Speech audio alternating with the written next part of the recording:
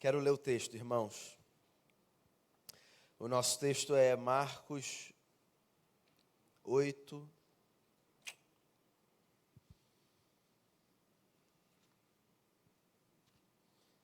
a partir do verso 31.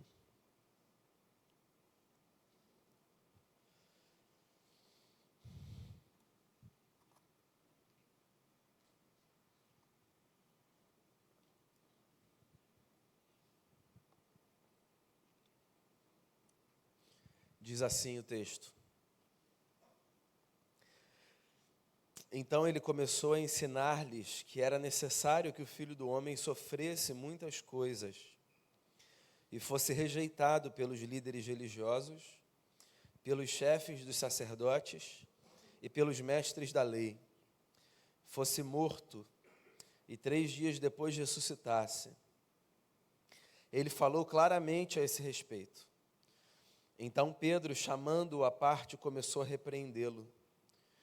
Jesus, porém, voltou-se, olhou para os seus discípulos e repreendeu Pedro, dizendo: para trás de mim, Satanás. Você não pensa nas coisas de Deus, mas nas dos homens.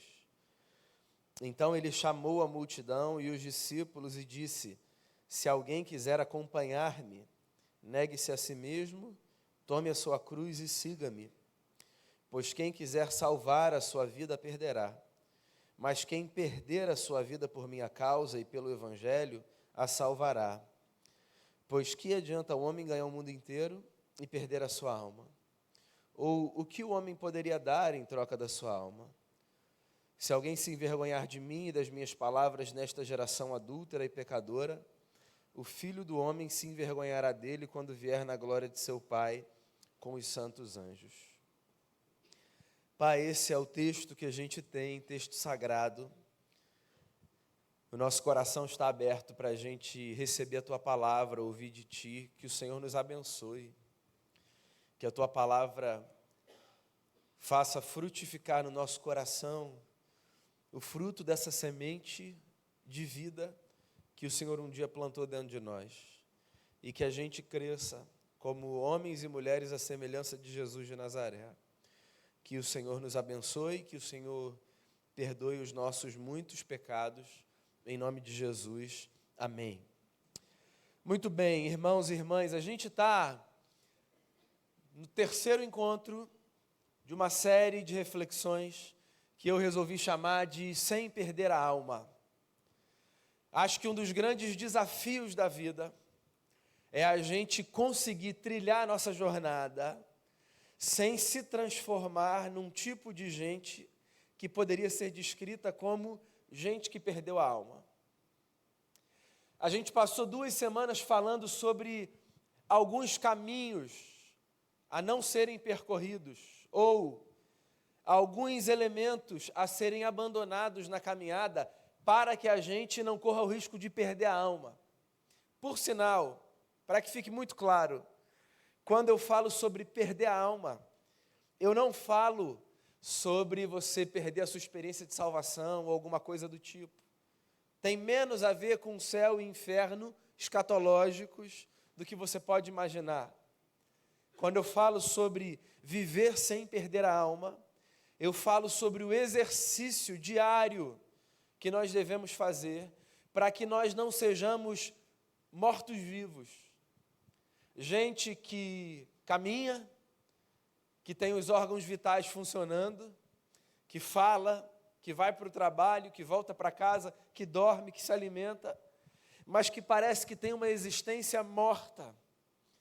Porque uma coisa é a existência, todos a temos. Outra coisa é a vida, no sentido mais filosófico e poético do termo. Uma coisa é você saber que você acorda, que seu coração está batendo, que você se alimenta, que você tem uma rotina. Eu chamo isso de existência.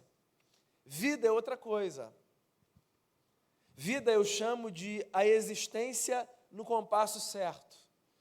A existência com qualidade. A existência vivida de uma tal maneira que pode ser contada. Tem muita gente que existe sem viver, porque tem uma existência que mais se assemelha a uma existência de morte do que a uma existência de vida. Usando as palavras de Jesus, perder a alma significa ter uma existência de morte, vazia, sem sentido, negociando aquilo que é essencial, abraçando valores que deviam ser rejeitados. Então, só para recapitular, sobretudo se você chega aqui pela primeira vez hoje, no meio dessa série. No nosso primeiro encontro, a gente falou sobre a resistência que a gente deve oferecer a essa ideia do triunfalismo enquanto modelo de vida.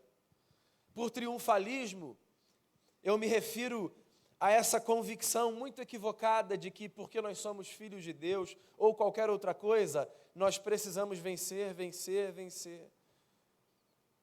A nossa existência, os nossos motivos de oração, as nossas histórias nos lembram que nós atravessamos lutas. E o triunfalismo, em alguma medida, é uma tentativa de eu negligenciar as lutas da vida e tentar me convencer de que tudo que o futuro me reserva é sempre o melhor. Isso é um grande problema, porque isso é uma mentira. E 2, isso me faz sofrer muito mais quando eu atravesso um deserto. Porque se por detrás eu penso que eu existo para vencer e que eu não posso passar por problema nenhum, quando eu passo por um problema, eu ainda me pergunto, Deus, onde é que o Senhor está? Ao passo que, se eu encaro a vida como o Evangelho me encoraja a encarar, sabendo que na vida eu tenho lutas e aflições, mas que Jesus é comigo, então os meus dilemas, eles são vividos de outra forma. O triunfalismo faz a gente perder a alma. Semana passada eu falei sobre um outro problema que faz a gente perder a alma. O problema das lógicas em choque. Pois é, quando o meu comportamento de vida não se harmoniza com a minha maneira de enxergar o mundo. A gente passou um bom tempo na última semana falando exatamente sobre isso, sobre como a gente deve abandonar na nossa prática elementos que não fazem sentido com a lógica do Evangelho.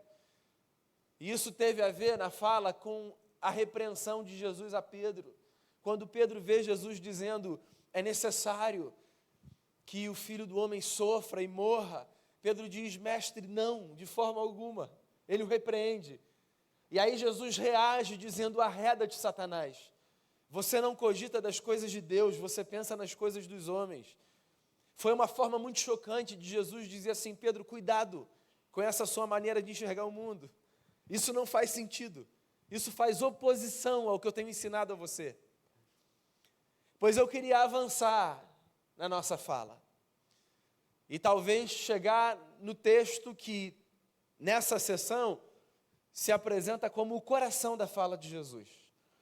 Uma das perguntas mais profundas que Jesus já fez. De que adianta ao homem ganhar o mundo e perder a alma? Eu queria falar sobre mais um obstáculo à boa vida no Evangelho. Sobre mais um elemento que pode fazer com que a gente seja contado entre os desalmados nesse mundo. Como é que gente desalmada é?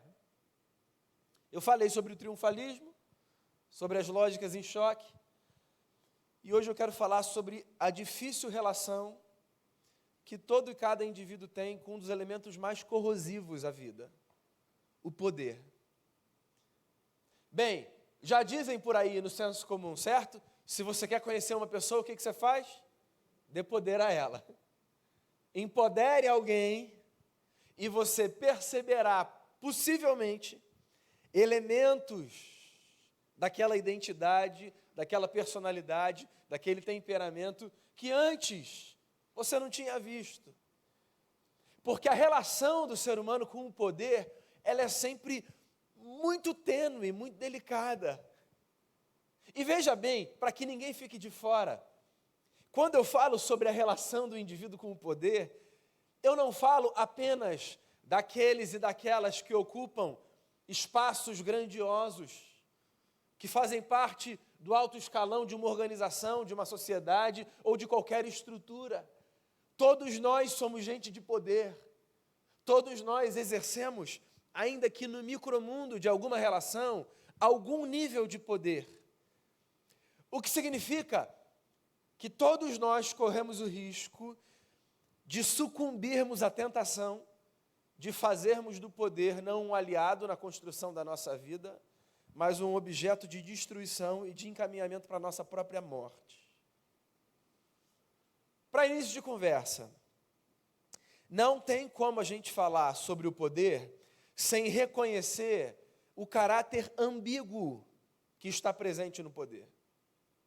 Ambíguo pelo seguinte, porque não dá para a gente viver sem se relacionar com o poder. Nenhuma organização se estrutura sem poder. Nenhuma sociedade vive sem poder. Nenhuma comunidade de fé, nenhum ajuntamento, nenhum núcleo familiar, nenhum processo de educação de filho. Nós precisamos de poder para tudo na vida. O que não significa que a gente lide bem com ele. Porque tem o outro lado do poder. Você já deve ter percebido isso, olhando para os outros, mas se você for honesto o suficiente, prestando atenção em si mesmo, o poder pede para ser transgredido. Parece que o poder se apresenta como esse elemento que clama pela transgressão.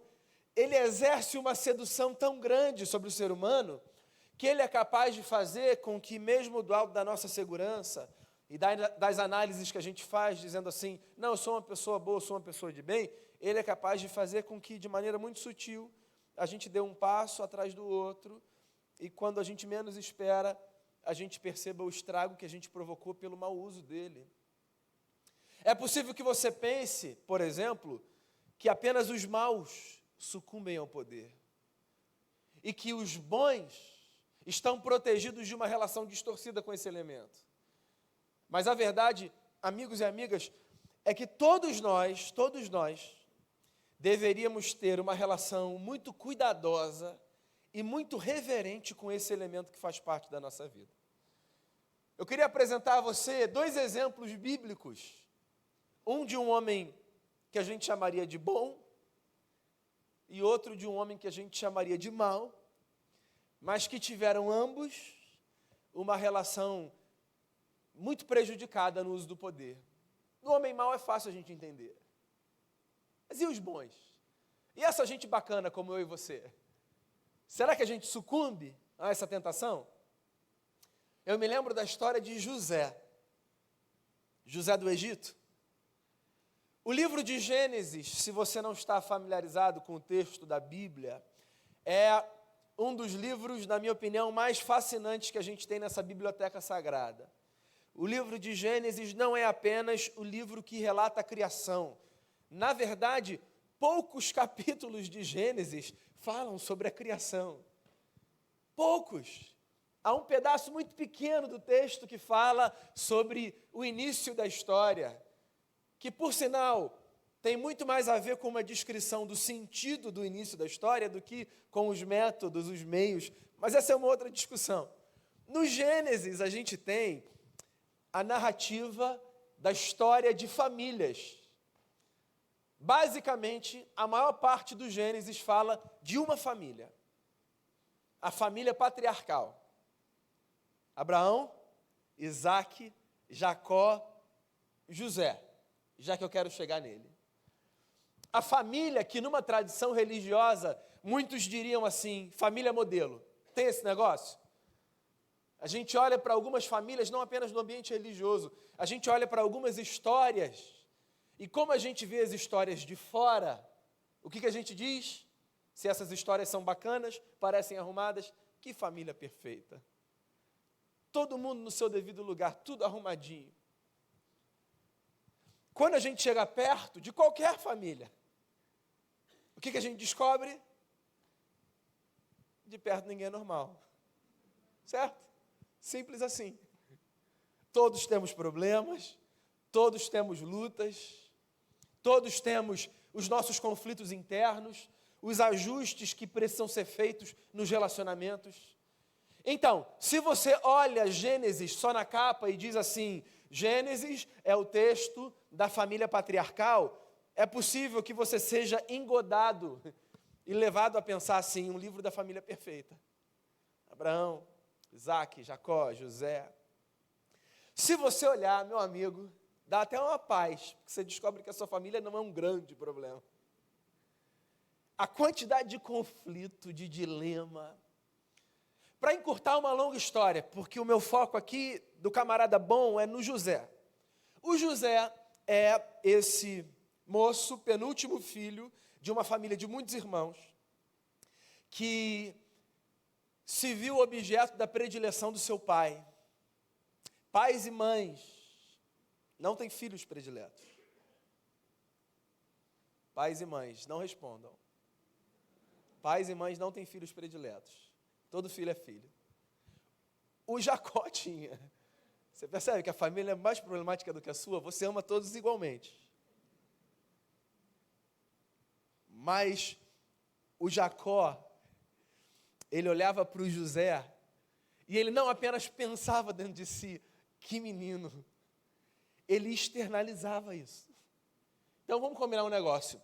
Se por alguma razão, por desejo seu, por identificação, por projeção, por história de vida, você se percebe mais próximo de um filho ou filha, pode acontecer.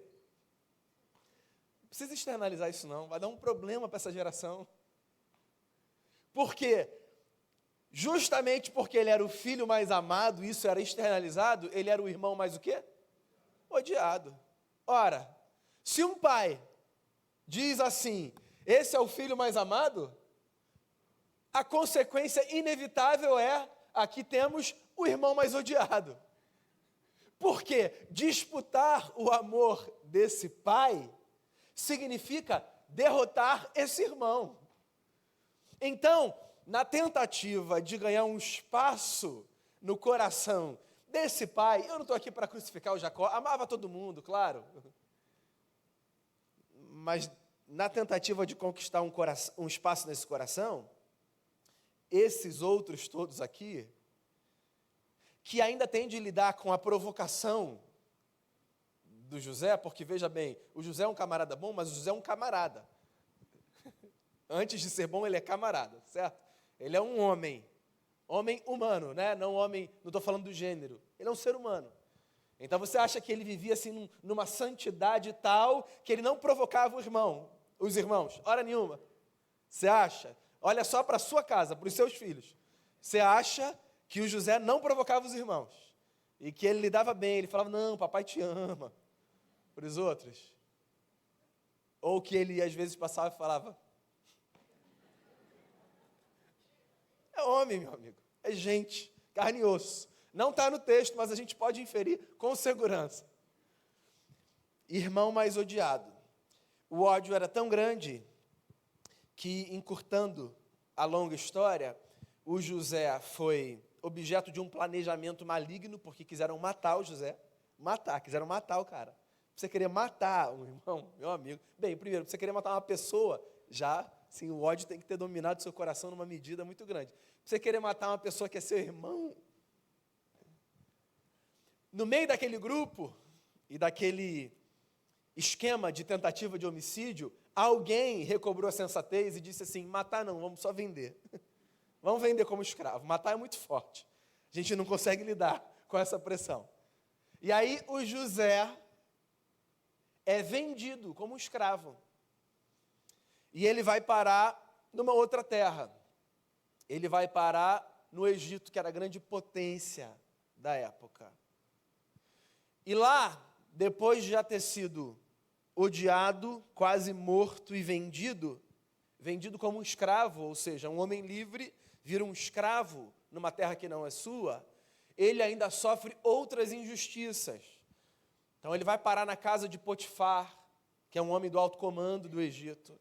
Ele é assediado pela mulher do Potifar, ele resiste, ele é difamado porque ela diz, esse cara, abre o olho, esse teu empregado aí, ele está de gracinha comigo, ele é preso. A vida do José é aquela vida, pelo menos até esse momento, que a gente olha e diz assim, tem alguma coisa na história dessa pessoa, não é possível que seja desgraça, atrás de desgraça, atrás de desgraça, atrás de desgraça. Sabe, a pessoa que está respirando, já vem outra e derruba. A história do José era isso, nesse intervalo. até que descobrem na prisão que o José tem uma habilidade divina de interpretação de sonhos. E, num determinado momento, o faraó tem sonhos. E um copeiro que dividiu cela com o José, o copeiro-chefe do faraó, ele se lembra que o José tinha essa habilidade. E o faraó, depois de ter tentado com todo mundo a interpretação dos sonhos, o que diz? Chama o José. E aí o José interpreta 2 sonhos do faraó, certo? Está lembrando da escola dominical da infância? Ele interpreta, que basicamente são os seguintes: ele consegue discernir o futuro do Egito por 14 anos, simples assim. Ele consegue identificar, a partir dos sonhos do faraó, que aquela nação passaria 7 anos tendo muita produção, produto da terra, teriam muita colheita, e que depois desses 7 anos de abundância, eles teriam 7 anos de escassez, de fome. E que por conta desses 2 sonhos combinados, a sabedoria de José disse o seguinte: então, faraó, nesses 7 anos de abundância, vamos acumular o alimento excedente, porque os outros 7 anos virão, e aí a gente não passa problema aqui. O faraó devia estar tão desesperado com a interpretação dos seus sonhos, e estava então tão grato a José, pelo que ele tinha oferecido com a sua sabedoria, que ele deu, o texto de Gênesis fala, o seu anel selo para o José. Que significa basicamente o seguinte: o que você decidir está decidido, está selado com o meu anel selo que está na sua mão agora. Então, o José foi de filho mais amado / irmão mais odiado, vendido, escravizado, difamado e preso, a o segundo homem da nação mais poderosa do mundo. O José era um homem bom, resistiu à tentação. Você pode ler tudo que você já lê sobre o José. Mas ele é o quê? Antes de ser bom, ele é homem. E aí você imagina uma pessoa que sai de qualquer lugar e que vira a segunda pessoa mais importante de uma nação. Se eu e você, gente comum, no uso do poder, no micromundo das nossas relações, nós às vezes já atravessamos a fronteira e nos percebemos abusando do poder, sabe?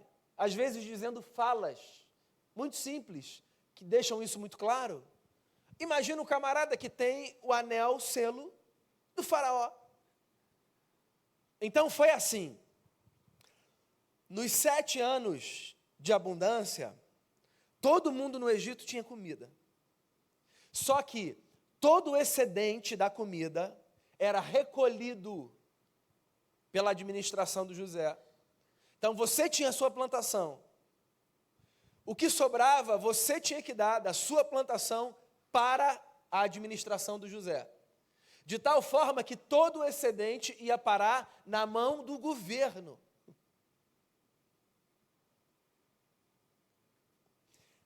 O texto de Gênesis diz que tinha tanto alimento estocado que era como a areia do mar.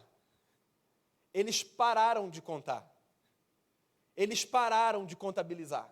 Está lá no Gênesis. Era tanta comida, que eles pararam de contar. Os 7 anos de fartura se passaram, a vida é cíclica. A vida é cíclica.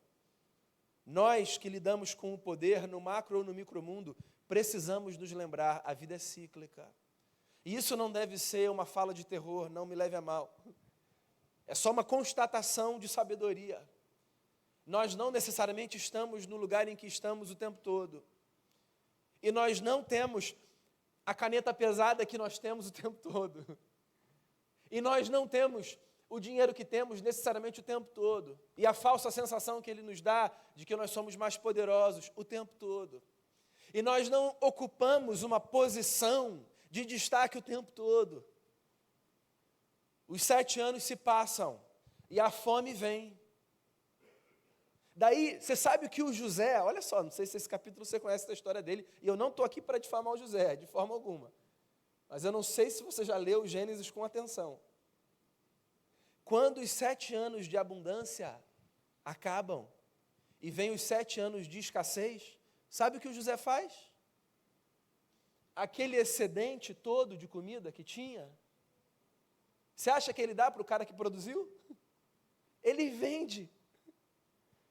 Então, não tinha comida sendo produzida, o que significa que aquela gente não tinha muito recurso. Tinha só o excedente. Ele olha para o seu povo, da nação não de onde ele tinha vindo, mas para o povo onde ele estava, como segundo homem, e ele diz assim: temos comida. Temos água sim. Água temos, água boa. R$19,90, garrafa de 2 litros. Temos comida? Temos. Inclusive a bagatela e aí o camarada está lá vendo a comida que ele produziu e ele está comprando. Daí você pode olhar e dizer assim, parte do jogo. A nação precisa de dinheiro, o governo precisa... Tá, então vamos dar mais um passo. Acabou o dinheiro daquela gente. Só que a fome acaba quando acaba o dinheiro? Nunca. Dinheiro pode acabar, a fome não acaba. Fome só acaba quando a gente morre. Sabe o que o José fez? Disse assim, não tem dinheiro, não tem problema. Vocês podem me dar o gado de vocês. O segundo passo foi comida pelo gado. Você pode pensar assim, parte do jogo. Ainda que isso seja um pouquinho mais complexo do que o primeiro, mas vamos lá. Vai que você é uma pessoa assim, mais apaixonada pelo José, assim, fala, não, José é um cara bom. Aí o povo não tem mais gado, não tem mais animal que produza. Só que o povo tem fome, porque o dinheiro acaba, o meio de produção acaba, mas a fome não acaba. Sabe o que o José diz? Vocês podem vender os corpos de vocês para a gente. Que não é, veja bem, essa expressão no nosso contexto é uma expressão que dá a ideia da prostituição, né? Não é isso que ele está sugerindo. O que ele está sugerindo é que os corpos de vocês nos pertençam, sejam nossos escravos. Compro você, eu compro você. Te dou comida e agora você é meu. E mais, deixa eu adiantar, porque vocês vão continuar com fome. Vocês não têm mais animal, vocês não têm mais dinheiro, a vida de vocês não pertence a vocês, me dá aqui a terra de todo mundo. Poder, meu amigo. Olha só, o José continua sendo o cara que rejeitou a tentação lá da esposa do Potifar. Eu não estou querendo que você pense mal de José, que você chegue na sua casa falando assim, gente, odeio José. A ideia não é essa. A ideia não é essa. A ideia é fazer você perceber o seguinte, consegue ver como pessoas boas, na sua relação com o poder, também podem ter o coração corroído? Por sinal, para você ver como eu gosto do José, o final da história dele é a coisa mais linda que tem. Lembra? Os irmãos chegando, cheio de medo, porque os irmãos venderam. E a vingança fala, amanhã é um prato que se come frio. E aí eles chegam, e eles sabem quem o José é, porque eles já tinham ido pedir comida. E eles ouvem aquela fala linda. O mal que vocês fizeram contra mim, Deus transformou em bem. Eu acredito que o José é um cara de Deus, mas gente de Deus, esse que é o meu ponto. Eu e você, que somos gente de Deus, gente de Deus também precisa cuidar da sua relação com o poder, para não perder a alma. Porque gente de Deus não é gente perfeita, é só gente que caminha com Deus. Assim como eu disse há 2 semanas, que gente de Deus não é gente que tem o coração e a vida blindados dos desafios. Então, eu quero dizer hoje para você, gente de Deus não é gente perfeita. É só gente que caminha com Deus, de tal forma que sempre que no macromundo ou no micromundo das suas relações, você se perceber numa relação com o poder, cuide do seu coração, porque você pode ser uma pessoa boa, mas isso não impede você de atravessar essa linha que é muito tênue, muito tênue. Está aí. E eu acho que está aí não para que o José passe vergonha, eu não acho que nenhum texto da Bíblia está aí para que para que os personagens passem vergonha. Eu acho que está aí para lembrar, a mim e a você, sempre que a gente olhar para o texto, como a vida é frágil, entende? Aí você pensa, tá, qual é o outro? Tem o José, e qual é a outra pessoa? O faraó. O faraó. Se você olhar para o livro do Êxodo, você possivelmente vai encontrar, e já deve ter ouvido muitas vezes, a história da libertação do cativeiro egípcio.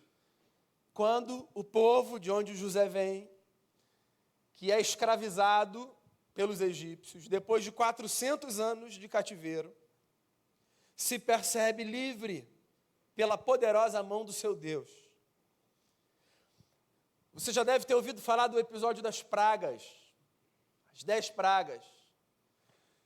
Nessa narrativa das pragas, a gente tem uma coisa muito curiosa ali. Você tem duas expressões que falam sobre um acontecimento interno na história do faraó. Se não me falha a memória, você pode checar depois da primeira à quinta praga, você tem o texto dizendo assim: Faraó não deixou o povo ir porque o seu coração foi endurecido. Faraó endureceu o seu coração e o povo não foi liberto. E depois da sexta praga até a 10ª, você tem Deus endureceu o coração de Faraó. Então você tem dois textos, ou duas falas, que evidenciam um fato, que é o coração de um homem mau pode se tornar um coração pior, dependendo da maneira como ele se relaciona com o poder. Isso tudo é muito bacana, porque essa ideia do coração endurecido, ela evoca um mito da religião egípcia, onde todo esse episódio acontece. Os egípcios eram politeístas. No panteão egípcio, havia uma deusa chamada Maat, e havia um mito que dizia que sempre que alguém morria, quando esse alguém morresse, ele passava por um julgamento que ficava por conta dessa deusa, Maat. E ela fazia o seguinte, ela pegava o coração de uma pessoa e ela colocava numa balança. No outro prato da balança, ela colocava a pluma de um avestruz. Se o coração ficasse mais pesado do que a pluma do avestruz, era o que o mito dizia, então essa pessoa era condenada. Se o coração ficasse mais leve, então essa pessoa desfrutaria de toda a glória da vida vindoura. O que é que pesava o coração de uma pessoa nessa tradição religiosa e nesse mito? Os atos de injustiça pesavam o coração de uma pessoa. Fosse quem fosse a pessoa. Uma pessoa simples, uma pessoa grandiosa, uma pessoa qualquer ou uma figura pública. Os atos de injustiça traziam peso para o coração e empurravam alguém para uma condenação. Veja bem, a minha fala aqui não tem nada a ver com salvação, perda de salvação, não é tratado de soteriologia, de soberania de Deus, não tem nada a ver com isso. Mas é curioso perceber que desde que o mundo é mundo, para o povo que lê o nosso livro, ou para povos que leem outros livros, atos de injustiça que geralmente são cometidos por aqueles que têm muito poder na mão, eles fazem pesar o coração. E se tem uma coisa que a gente não precisa na vida, não pelo medo do inferno, mas pela qualidade da nossa existência, a gente não precisa pesar o nosso coração com atos de injustiça. A nossa vida pode ser leve. Pode. Deve. E o que dará leveza à nossa existência?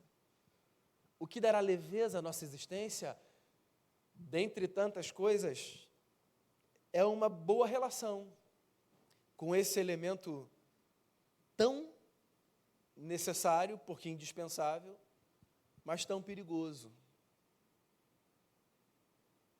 Eu olho para Jesus e eu fecho a minha fala com Jesus. Com quem mais, né?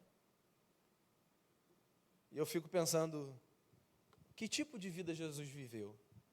Se não, a de um homem que, segundo Paulo aos Filipenses, sendo Deus, não fez uso das suas prerrogativas divinas, mas abriu mão delas e se esvaziou e se transformou num servo e serviu até o fim, indo para a cruz. E eu olho para a trajetória de Jesus e eu descubro na trajetória de Jesus a possibilidade de uma humanidade que não faz da escolha do poder um instrumento de legitimação da sua vontade ou de imposição do seu querer. Eu vejo, pelo contrário, em Jesus, a possibilidade da gente construir relações sem que o poder precise ser chamado para a mesa o tempo todo, como quem diz, explícito ou implicitamente. Você sabe com quem você está falando? Então, o você sabe com quem você está falando é a externalização de um coração que foi endurecido e que é sintomático de um mal, o mal de perder a alma. A gente não precisa ser desse tipo de gente que perde a alma, porque, amigos e amigas, de que adianta ganhar um mundo e perder a alma? Lute pelas suas conquistas. Lute pelos seus sonhos. Queira o que quer que você queira querer. Desde que seja legítimo e não te faça ferir princípios que você tem. Mas cuidado, para que nas suas buscas, nas suas lutas e nas suas tentativas, você atravesse essa linha tão tênue de uma relação necessária e saudável com o poder para uma relação destruidora. Não foi Deus quem disse para Jesus: tudo te darei se prostrado me adorares. Foi outro sujeito. A gente não precisa tanto de poder quanto a gente imagina. E a gente precisa de relações construídas a partir do amor. E de uma fé inabalável no fato de que Deus, o nosso Senhor, Todo-Poderoso, Ele sim, sustenta na palma de suas mãos toda a nossa história. Não são apenas os maus que devem cuidar do coração, para que não atravessem a fronteira perigosa na relação com o poder. Eu e você precisamos cuidar do nosso coração, para que a gente não perca a alma e para que a nossa existência não seja de morte, mas seja de vida. Vamos fazer uma oração?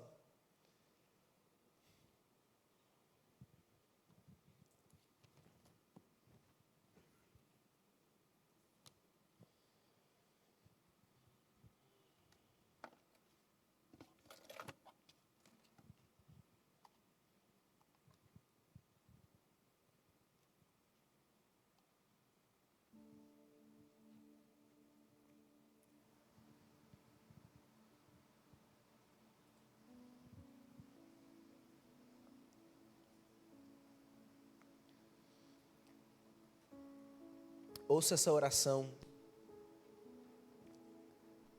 cantada. Ouça essa canção linda de Vencedores por Cristo, que funciona como uma espécie de lembrança de que a gente pode ter tudo, a gente pode ter tudo, mas paz,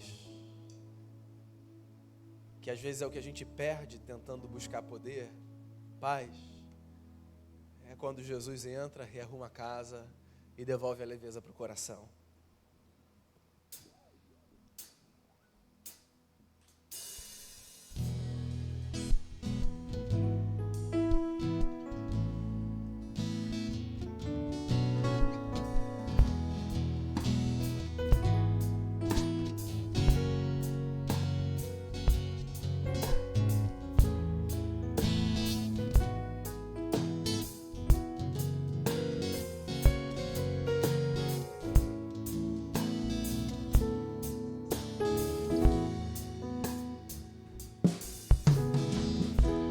Você pode ter a casa casa repleta de amigos, paredes e pisos cobertos de bens.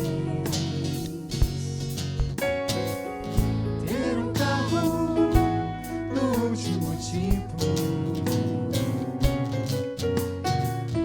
e andar conforme der na cabeça.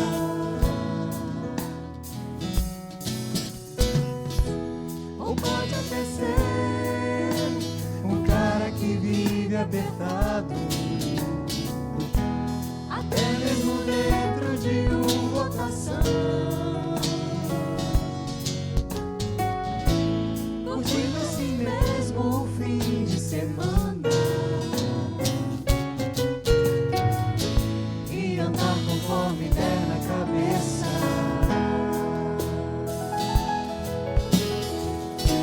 Mas sempre será como folha no vento, esperando o momento de cair. Você pode ter tudo aquilo que sonhar, mas nunca terá a paz que existe lá dentro, que não se encontra pra poder comprar. Porque essa paz só tem a pessoa que se encontra com Cristo.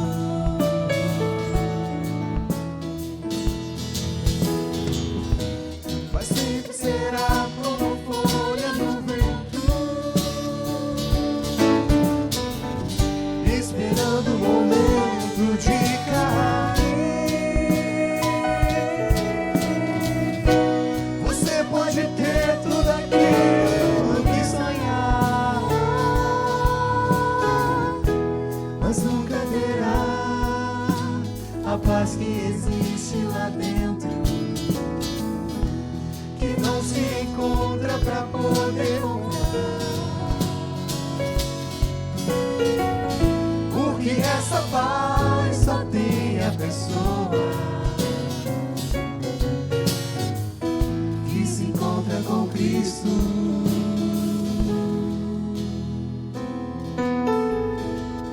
Que se encontra com Cristo.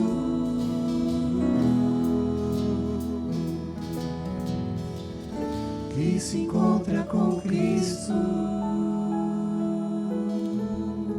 Obrigado, Jesus, por entrar na nossa vida e fazer diferença. Cuida da gente, que a gente nunca deseje nada mais do que a gente deseja o Senhor, por bem da nossa própria alma. Que o Senhor seja o nosso bem mais precioso, o nosso grande tesouro, e que a partir de Ti a nossa vida seja sempre organizada e reorganizada. Visite cada coração aqui, o meu e de cada irmão e irmã, e ajude a gente a caminhar com sabedoria e com graça essa relação tão difícil que a gente traça com esse elemento necessário, mas tão corrosivo. Que o Senhor nos abençoe e que a Tua presença na nossa vida faça sempre toda a diferença nas escolhas que a gente fizer e na maneira que a gente construir a nossa história. Eu oro assim, em nome de Jesus. Amém. Irmãos e irmãs, já estamos nos encaminhando para o final da nossa celebração.